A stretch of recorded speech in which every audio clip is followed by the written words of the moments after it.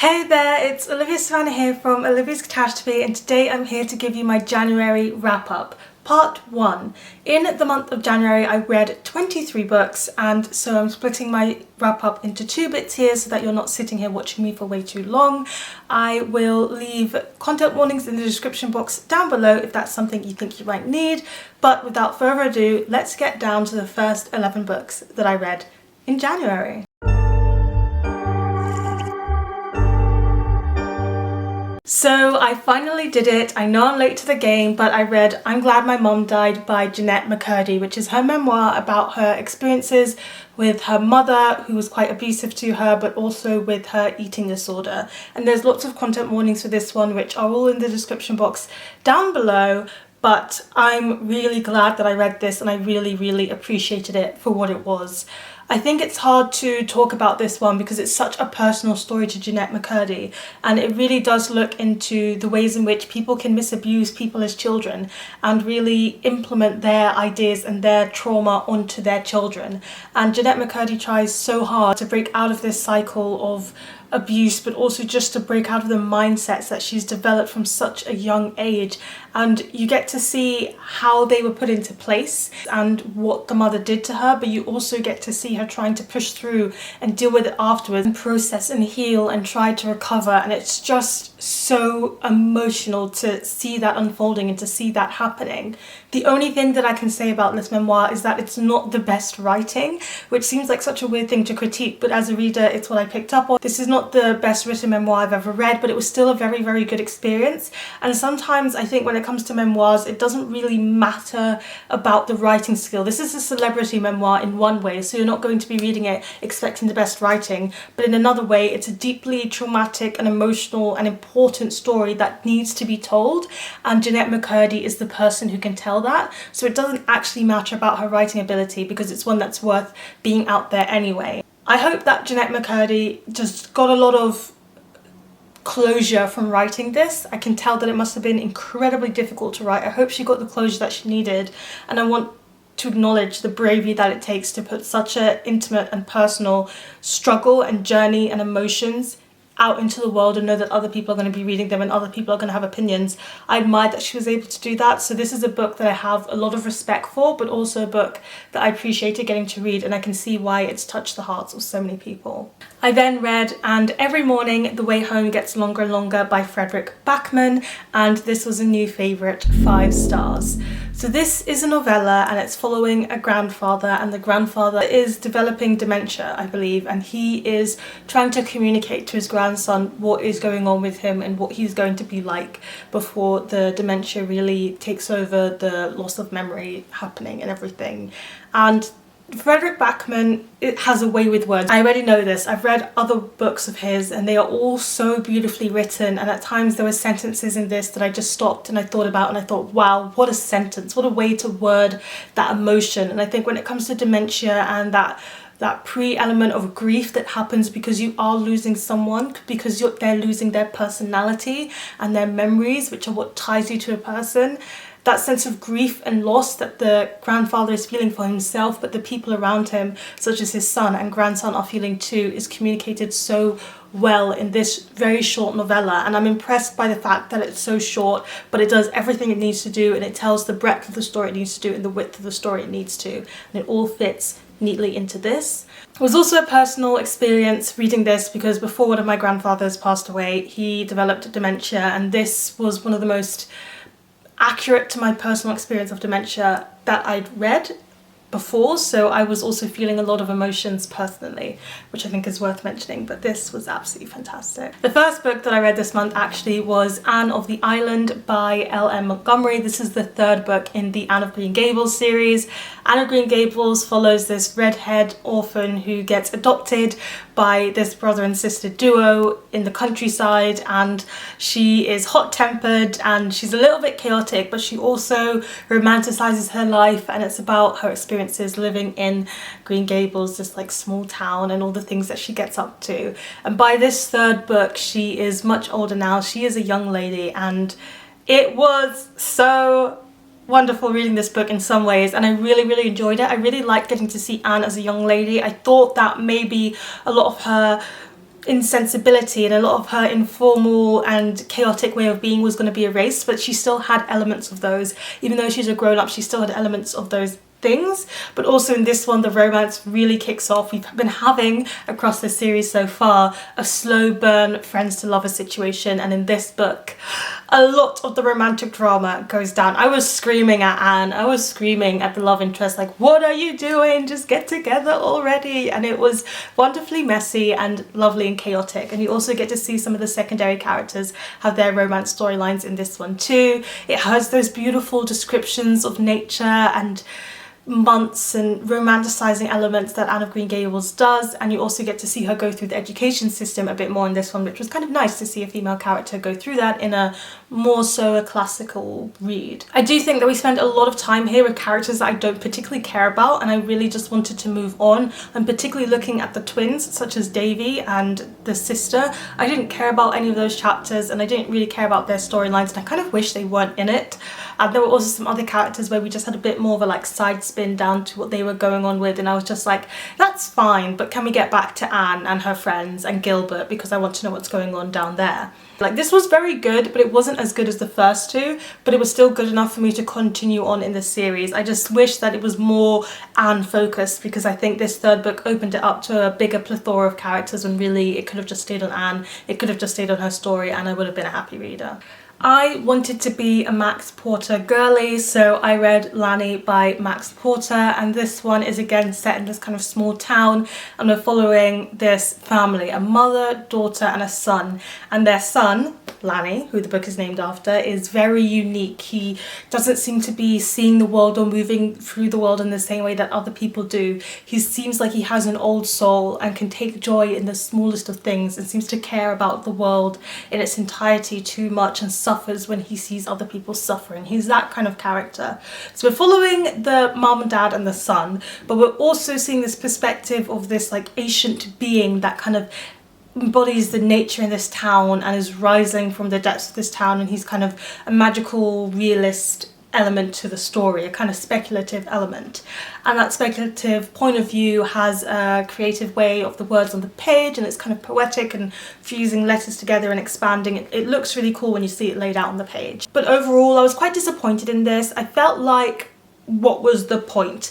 I find it really nice when books have creative elements and unique things to them that make them fun and enjoyable to read and kind of taking things in a different way, but I just did not understand why we needed that ancient being to be in the book. I feel like that ancient being didn't really add anything to the storyline, and if you'd cut him out completely, this would have A, been a shorter book, but B, also been a better book. So to me that was very, very frustrating, because I love a fun element, but it just fell flat for me here. And then in terms of the story between the mum, dad, and having to do with like a child, I try not to give too much away, that I do think that it just dragged, because there was not enough story here to make it what it was, which seems so strange, because it should be, I don't want to say suspenseful because that seems belittling to what's actually happening, but they are often suspenseful. But it took over halfway through for anything to start happening, and although we see relationship tensions form between the neighbours and the parents and the child and neighbours and the child and all of that, it just wasn't enough. It wasn't enough to keep me interested until the halfway mark. And yes, in that last third there, I was turning pages, I was getting a bit interested, I was like, ooh, what's happening? But then it went where it did, and I was like, actually I don't really care. So I just think this missed the mark in so many different ways, and you can have a unique writing style, but give me a unique writing style where it fuels the story and adds to the story rather than detracts from it. So overall, I think this was a bit of a flop for me, and it's kind of made me not interested in reading other Max Porter books, because it sounds like they all add one kind of speculative element, but they all sound like stories where the speculative element doesn't need to be done for it to be a good book. And I think it might just be his writing style that I'm struggling with more than anything else, which will be the same across all of his books. I then read Take Me Home Tonight by Morgan Matson. I was reading a lot of okay 3-star books at the start of my month, so I wanted something that was comforting, that I knew I was going to enjoy, and Morgan Matson definitely embodies a comfort author for me. So in this one, we're following these 3 friends, and 2 of them are going to sneak away to New York for the night to celebrate her friend's birthday, but one of them has ulterior motives, and and also the third friend is kind of covering for them at home. And unlike usual Morgan Matson books, all three of them get their own point of view. And I think it worked very, very well because it lets you understand how they all develop when inevitably things go wrong on the night. They all get separated and they all go through their own paths of character development. And what I found so fascinating about this, as someone who has had friendships where you're not in the same country as them, there's so much value in having time away from your friends to grow as a person and then to be reunited with your friends and see how your growth and their individual growth can fuse together to make a tighter friendship. And I loved the way that I got to see that happen in this book. Although this takes place over the 24-hour period, it was nice to see it happen in this book itself. I think she depicted the three-way friendship very, very well. The things that change but inevitably also don't change as you grow in a friendship. That said, I do think you've got to bear with for at least the first 50 to 75 pages. As usual with young adult contemporary, I often find that in the beginning the characters are very, very annoying and you kind of just want to shake them because they're so whiny or something like that, but it always works out because those characters end up, you know, having so much room to grow because of the fact that they're so annoying in the beginning. So do be patient going into this one. I also think it has all of the usual Morgan Matson elements that you will often find very comforting, such as Stanwich, such as ballet, such as theatre, and theatre plays the biggest role that I've ever seen it play in a Morgan Matson book in this one. But also she has romance. She usually has something to do with friendship, romance and family, and impeccably balances and juggles all of those three things. But in this one I would largely say it's 75% about the friendship, which was nice to see, and there's a cute little romance thrown in as well as also a side thing about the family, which is nice to see. I do think this book was hilarious. I think it's the funniest of Morgan Matson books, and that's because the third point of view gives room to be so random that it's ridiculous. It's so ridiculous, it's so random, and it pulls it off in terms of adding humour to the story, because I think a lot of this book is quite serious in tone. They've got a lot of growing to do, but then having that third point of view just be something so outlandishly funny and hilarious kind of set things off to still feel like the light-hearted young adult contemporary read that you expect going into the story. There's a cute dog that plays a very big role in this. If you like dogs, you might like seeing that happen in the book. And yeah, all in all, these characters just really grew on me. I loved their friendship. I loved where they were by the end of the novel, and I liked that it wasn't the normal happy ending where you think everything is going to work out the way you think it is. Things change, and I appreciate that. Yes, overall it was a very, very good book. I then read Toffee by Sarah Crossan. This is a novel in verse, and it's all about this teenager who, it's a young adult novel in verse, who was being abused by her father, so she runs away, and she ends up running away and finding this house where there is someone who is struggling with dementia, and she lives there. She's quite elderly, and so she kind of sneaks into the house and makes friends with her and stays with her, and everybody who comes to visit this old lady thinks she's just imagining it as part of her dementia, that this child is living with her. And it was nice, but it wasn't what I wanted it to be. I have read past Sarah Crossan books, and Moonrise is my absolute favourite, and it has all of that emotional depth and all of those deep, difficult topics to talk about, and I think since then I haven't actually found one of her novels in verse that have hit the same way. So while this one is dealing with such an intense topic, such as having to run away from this horrible situation that the main character was living in, and also this elderly character who's suffering from dementia and is trying to find that sense of happiness even though she is losing elements of her memory and her personality, it still just didn't have the emotional depth that I've come to expect from very good novels in verse, because novels in verse utilize that poetry aspect to really bring more of that emotion to the forefront. So I think this one was fine, and I think teenagers can read it and still get something out of it, but reading it from the adult perspective, and even giving it to a teenager, I would just want there to be more emotion interjected into the poetry. And I feel like the way that Sarah Crossan writes her novels in verse is also quite simplistic overall, quite simplistic in tone. That doesn't lend to the complexity of the situation she often tackles in her novels in verse. So overall, this is good, this is standard, this is steady, but if you want more from a novel in verse, this is not really the one that I would recommend. I read a graphic novel called Chef's Kiss, which is by multiple authors. I'll leave them all in the description box down below, and I loved it. I gave this one 5 stars and it was a new favourite. I think This is the perfect, cozy, comforting graphic novel if you are in that mood and you want something to fit that mood. So we're following our main character. You can see him here on the cover, and he's gay and he's just living with his friends. They've all graduated from uni and they're all going about their different ways. Some of them are doing masters, some of them are trying to get jobs, and everybody seems to have figured out what they're going to do next except for him. He is trying his best to apply for journalism and writing jobs and nothing is coming through, until he sees an ad to get a position in a restaurant and he decides to go for it because he really does enjoy cooking too. However, he's going to have to pass some trials before they accept him as a full-time employee.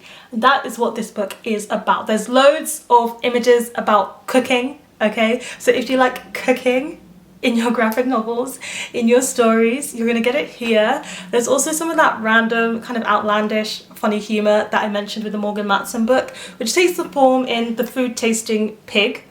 It was entertaining, to say the least. And of course there's a bit of a romance storyline. There's also a lot of focus on friendships, and it was just so much of what I tend to enjoy in a nice story, as in a friendship group, and also he's figuring out his identity and what he wants to do in life. But also I love cooking and I got to see cooking in a graphic novel, so it was just so much sweetness wrapped up in one, and as cheesy as the title is, it just serves you the cheese that you need in your life. So yeah, I just recommend it. It was really cute, it was really sweet, it was a quick read, and it was just what I needed. There's also a black character in this. She is the best friend, she does yoga, and she has a cool sense of style, so I kind of fell half in love with her, which definitely helped with me enjoying the book. Actually, my last read of January was The Girl from the Sea by Molly Knox Ostertag, and this is another graphic novel, and it's a sapphic one, where there's this girl, she is gay, but she is also in the closet, and she is struggling with her home situation. Her parents are freshly divorced and her brother is like acting up because of it, but then she meets Kelty, who is actually a Selkie, and because of the fact that they kissed, she has like given the Selkie the ability to walk on land, and she's like, now we are divine for each other because of the fact that we kissed, and she kind of has to deal with it, and it's sweet enough. I think for me the art style is not my favorite. I don't tend to, it's not that it was a bad art style, but it's not my favorite one either, because it's quite like simplistic and like block colour filled in, but it was still good enough for me to read. I read this quite quickly. There's not as many words on the page as with some other graphic novels, and it was nice to see the sapphic relationship. It was very, very cute. I do think that the story moved very fast. Like all of a sudden they were in love, and then all of a sudden there was this thing that they needed to do, and I just wanted more time. I wanted it to go a bit slower with everything, and it made me have to suspend my disbelief because of the fact that so much was happening so quickly, when really this story didn't have concepts that were particularly too wild, so I shouldn't have needed to suspend my disbelief. But overall it was like a nice, quick, fun, sweet read, and I can see why people like this one a lot. Then we have my last 5-star read, a new favourite for this month, and that was Things I Have Withheld by Kai Miller.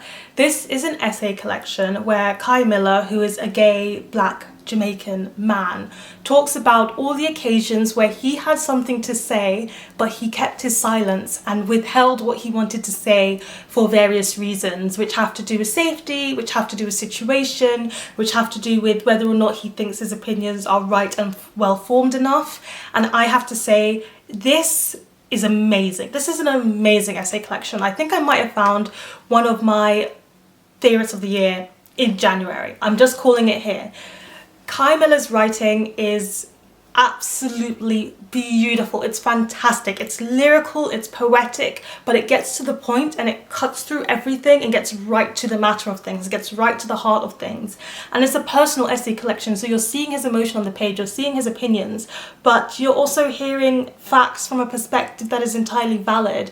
A lot of this takes place in Jamaica, and I haven't read enough narratives of what it's like to be queer and a black man who's lived in Britain for a period of time in Jamaica. And so getting to hear those essays and what the queer scene is like in Jamaica was just so insightful to me and eye-opening. But he also talks about his experiences as a black man in America and also in Britain, and even when he goes to Africa and travels around a few countries there, his experiences of feeling like he has elements of the culture but also entirely does not and does not relate. And it was just amazing the way that he managed to touch on so many different subjects in painfully painfully accurate, but also I think painfully understanding ways.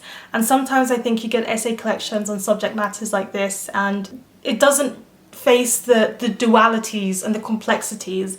Kai Miller sometimes faces things and he's like, I don't know what the correct answer is, but here are some things that you should think about nonetheless. And I really appreciated that. I just think this was a fantastically done essay collection and more people need to read it, and it deserves a lot more hype, a lot more love. I saw it was on the Jalak Prize, and if you don't know what that prize is, you should check it out, and you should check out this book. I read a translated middle grade story, and that was Filippo, Me and the Cherry Tree by Paola Peretti, and Paola Peretti is Italian, so this was originally written in Italian. This is the second book in the series, but you can skip further in, so I just skipped to this. I haven't read the first book, and it's following our main character who is a child. She's an early teenage, actually, I would say, like a preteen age, and she is newly dealing with the fact that she's being diagnosed as being blind officially. So now she has that disability and she's learning to adapt and she's learning to cope with it, which is why I was so interested to read this one, because although I like reading disability fiction, I haven't read that much translated to see what the representation is like in other parts of the world. And I think the disability storyline was handled well. It's not the main factor of this book. She is getting used to it, but she's also talking about the fact that her dad has depression and she doesn't know how to help him, and she wants to try and help him to pave the way towards recovery and make it easier for him. And the mum is trying to like deal with her depressed husband and also like support her disabled daughter and also just be herself. And so it was nice to kind of see this family not dealing with, but working through all of these things they have going on, but simultaneously she's starting to feel a certain way about her best friend and doesn't know what to do with it. And I just think overall the story was fine. It was really, really cute. It was really sweet. And I didn't have too many thoughts and feelings personally, but I can see so much value in this book being out there for people, and I can just I can see myself recommending this series to children. It's also very short, it's not that long, so for children who are struggling with reading at the mature age, I think this could be a very good one to recommend to get them into it. And then last but not least, another one that's kind of in the 10 to 13 age of readers, where you're not quite middle grade and you're not quite mature young adult yet, is this one, which is Why Is Nobody Laughing by Yasmin, Rahman. And this is a kind of early young adult book about this teenage boy who wants to do comedy, but he doesn't know how to break that to his family. It's not really something that they've ever talked about and he can't foresee them approving of it. But also largely this book is focusing on the fact that he started to have panic attacks and he doesn't know what they are, and he doesn't want to admit that he might have anxiety, and the panic attacks might have something to do with the fact that his whole family is relying on him because his parents migrated to the UK and he is the most experienced in terms of speaking English and therefore has to help his parents with his siblings, but also has to help his parents translating anything. So when it comes to doing bureaucracy or admin stuff, he is the one that they turn to for translation. So it's really talking about all these topics that I think could be so valuable to see talked about in early young adult for children who are facing the same thing, because it can be, when the brunt of the responsibility falls to someone so young, it can be incredibly stressful as a situation. And also seeing someone come to terms with the fact that they might have anxiety and go through those first steps, I think it's incredibly valuable for young readers to see that in young adult literature as well. So in terms of the like representation and seeing someone breaking out the norm, dealing with mental health and also just dealing with the cultural barriers of things, I thought that was so interesting, and I hadn't read one really where it was such a young age, focusing on the fact that you might be a child but you might also be a parent too in some ways. But it wasn't my favourite, and that had something to do with how narrow the book focus was. So there's not many secondary characters. We're spending most of our time in the head of this character, and it's him and his best friend, and we see a little bit of the family, but that's it. We don't see any other friends. We don't see him go anywhere really other than home and to the comedy competition. So the scope of the story felt very narrow, and because it felt so narrow, it almost felt stifling. It almost felt suffocating, which in some ways I think contributes to the story, because you get to see the anxiety and the claustrophobia that has been building up within him. But I also wish we got a bit more breadth to the story so that we could breathe a bit more, get to see what his other friends might be like, what opinions they might have, and there's just so much more you could add to the story if they gave it more scope, if they gave it more breadth. Sometimes when people ask me like, oh, I've got a son who's like 12, what would I recommend? And I'm like, Percy Jackson. And I can think of nothing else, and I can definitely not think of any contemporaries to recommend with male main characters. So it's kind of refreshing that this is there so that I can recommend this.